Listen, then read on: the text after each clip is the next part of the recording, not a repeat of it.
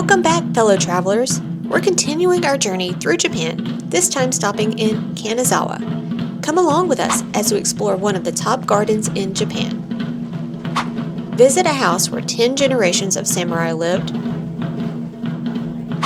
Learn the architectural history of Kanazawa Castle. And try some local delicacies. Wow, that's a big oyster.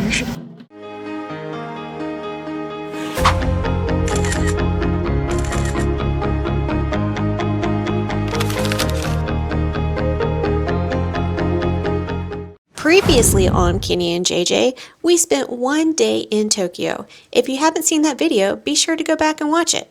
I'm going to first talk about our adventure from Tokyo to Kanazawa, but if you want to just watch Kanazawa, feel free to skip ahead. The easiest way to get from Tokyo to Kanazawa is by Shinkansen, or the bullet train.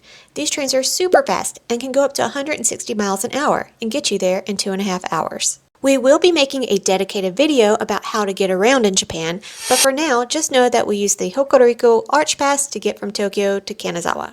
But first, we're going to have to navigate two of the largest train stations in Tokyo to get from our hotel in Shinjuku to Tokyo Station where the Shinkansen is. Per the Japan Rail Service Center help desk, we can make it from one station to another in 30 minutes. That did not account for if you get on the wrong train.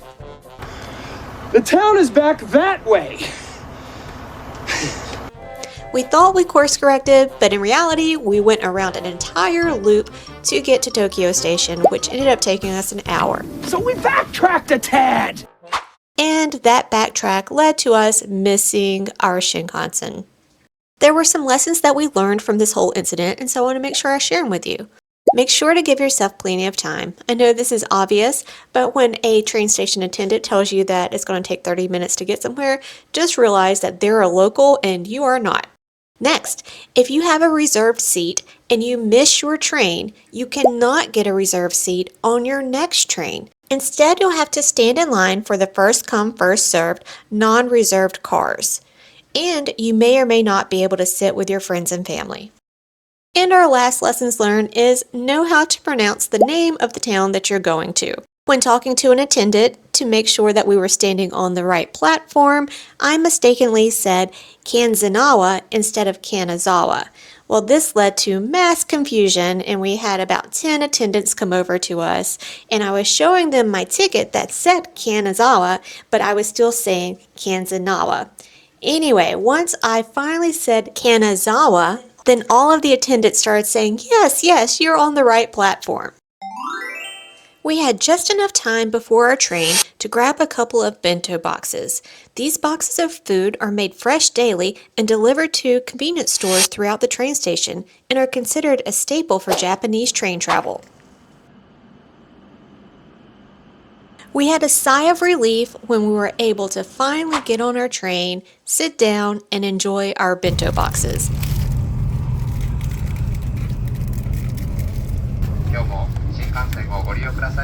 The seats on the non-reserved train were quite comfortable and offered plenty of room, and I was even able to do a little bit of video editing while watching the view outside. At mid-afternoon, we made it to Kanazawa Station, which is considered one of the most beautiful stations in Japan. Not only does it house trains, but it also has the bus terminals, so remember that in just a few minutes. The first thing that you'll notice at this station is this huge structure called the Tsuzumiman. The pillars are modeled after a Japanese Tsuzumi drum. And man means gate, so together it makes Tsuzumiman. Drums are a traditional performing art in Kanazawa, and this gate was designed to reflect that. Now the gate has become a key symbol of Kanazawa. We then checked into our hotel, the A&A Crown Plaza, right beside the train station. Okay. Room number 2. John is trying to figure out the air conditioner. Right by the train station.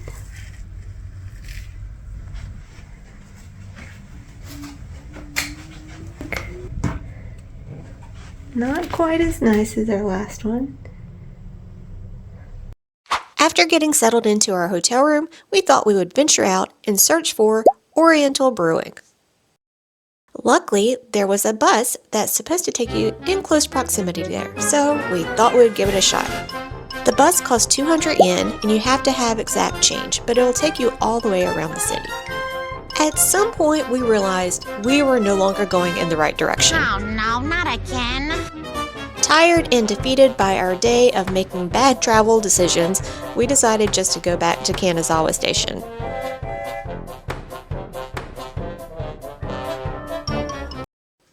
To our surprise, Oriental Brewing actually opened up a second location in Kanazawa Station, so we still were able to get some of their beer. We really enjoyed the beer and the ambiance, but the winner was this chicken teriyaki pizza. The pizza was just an appetizer to hold us over for our first ramen experience in Japan. Most restaurants in Japan are very tiny, and therefore there's always a queue, and this was no exception.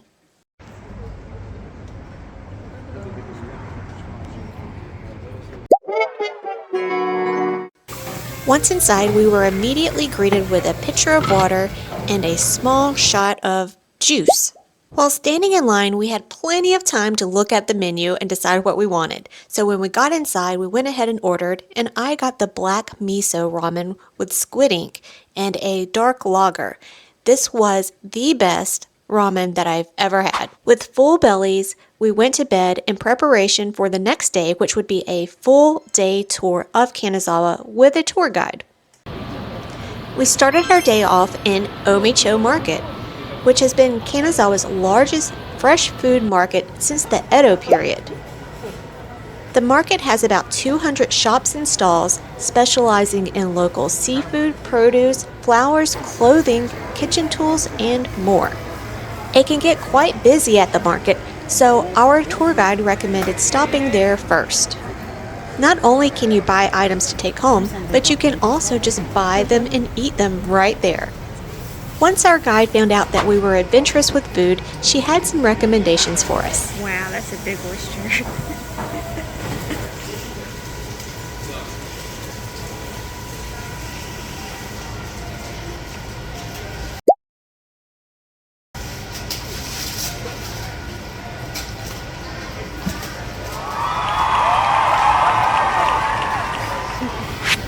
I'm just gonna eat the whole thing, right? Yeah.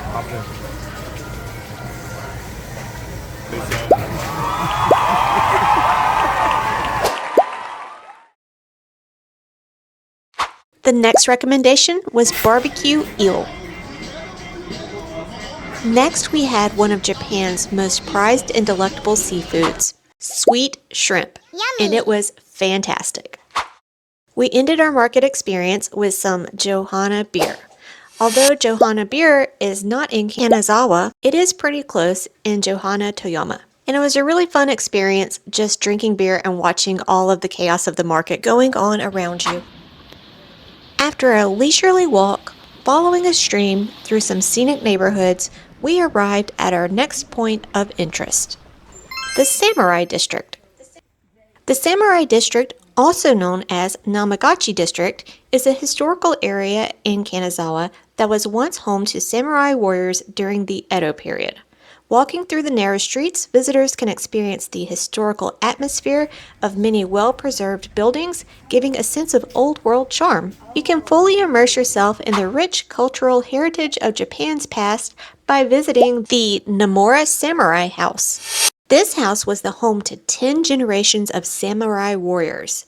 The house was built in the mid-16th century and has been preserved as a museum to showcase the lifestyle and traditions of the samurai. The house features traditional Edo period architecture with tatami mat floors and a beautiful Japanese garden.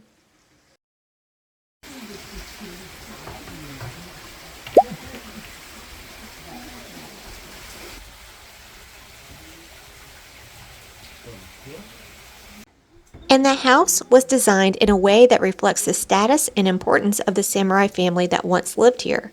One example of this is the low doorways, which make it difficult for an enemy to enter with a sword.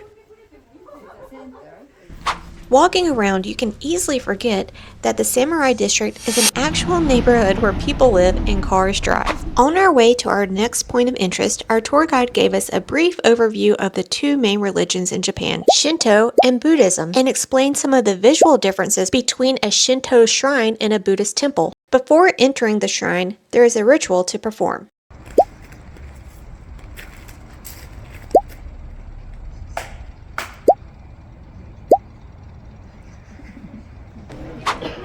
Next up, we visited the Higashichaya district. The Higashichaya district is one of 3 well-preserved geisha districts in Kanazawa. Chaya, which means tea house, were original establishments where guests were entertained by geishas with performances of traditional arts such as music, dance, and games. Today, many of the Chaya houses have been converted into shops, cafes, and museums, like this shop that sells gold ice cream. Now, one thing I haven't talked about is Japan has very few public trash cans, and you will not find people walking around and eating. This particular shop offered a cozy spot for us to quickly eat our ice cream. Because Kanazawa makes 99% of Japan's gold leaf, the city is known for all things gold, and you can find gold ice cream all over the city.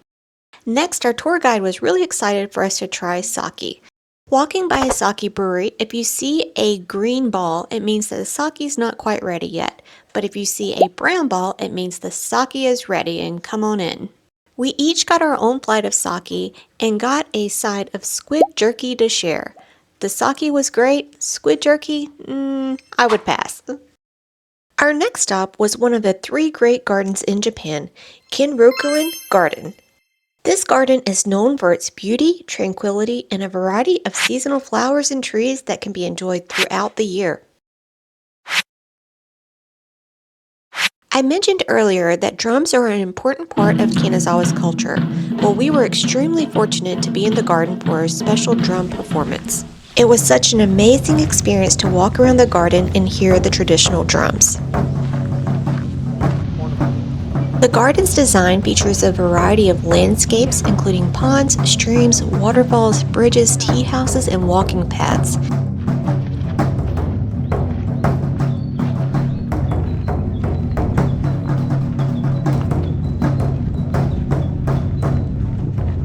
It also has one of the oldest fountains in Japan, powered by the drop of elevation from the pond, which causes the water to shoot out 3.5 meters high.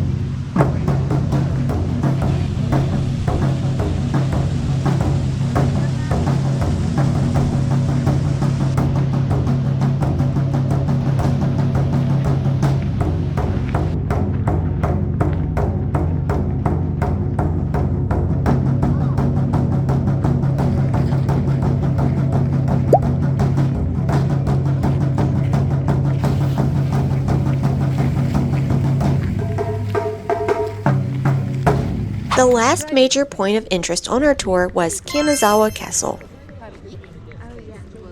The castle park is about 70.5 acres and was originally divided into 9 parts, with each part separated by stone walls and fortified gates. The castle is one of the largest wooden structures that is still standing from the Meiji era, but that comes with a caveat. It has endured lightning strikes and earthquakes that have caused major damage, and parts of the castle have been burned down and rebuilt over and over again over the centuries. From an architectural standpoint, it's very impressive that over the centuries there have been skilled tradesmen and women who have continued the art of restoring the castle to its original state, considering the entire castle is built without nails or bolts and only using traditional wooden joint techniques. From inside the castle, you have amazing views of the grounds and a view of the moat system that was constructed in 1583 to supply drinking water to the castle. Inside the castle serves as an architectural museum showcasing the design and construction techniques for the castle, and even provides elevations, sections, and detailed drawings for the castle construction. Coming from a design background, I love this stuff.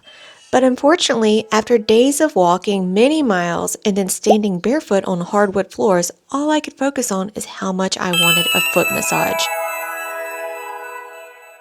After stopping at a couple more Shinto shrines, our 9-hour tour of Kanazawa was over. It's definitely something that I would recommend if you have time. We rested for a few hours and then we had to make ourselves get up and go to dinner. Staying by Kanazawa Station offered many different food options, like this conveyor belt sushi restaurant. Like other restaurants, there was about a 45-minute queue, but if you're in a hurry, you may have a shorter wait time if you sit at the bar. This restaurant did offer seating for larger parties, which is something that I haven't seen much in Japan so far. There was a convenient touchscreen with photos where you ordered your sushi and drinks. Your sushi was then delivered by Shinkansen. At the end of your meal, your bill was determined by how many different colored plates you received from your Shinkansen. This much sushi in the US would have easily been $150. After a very long day, we ended with 24,000 steps.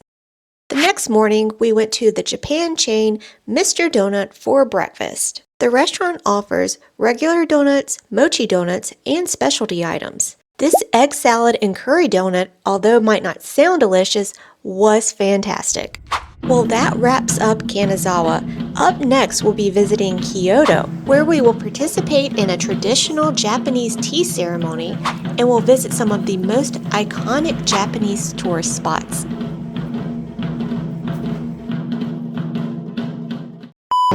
Lesson learned.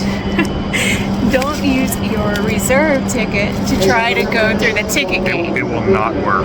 Use your pass. So your Arch Pass, your JR Pass, whatever it is. And then Kendra almost left me. She got flustered and started walking away, and she had my pass, so. Oh, you can stay in Kanazawa. It's okay.